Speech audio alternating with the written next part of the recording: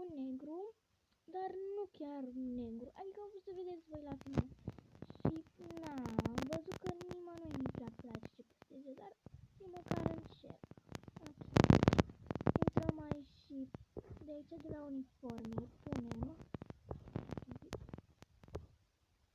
să nu se încarce.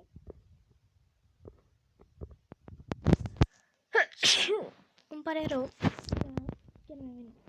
Bun, acum vom căuta aici cat, adică urechi de pisică, numai că căutăm pe engleză.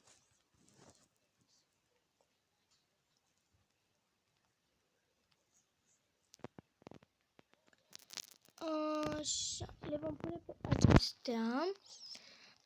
Revin eu imediat.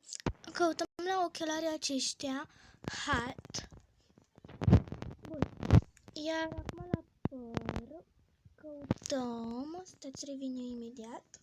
Căutăm black hair și trebuie să-l punem pe acesta. Iar acum ne vom face pielea albă ca să arate cum trebuie.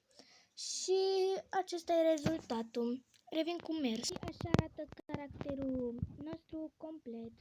Sper că v-a plăcut. Pa!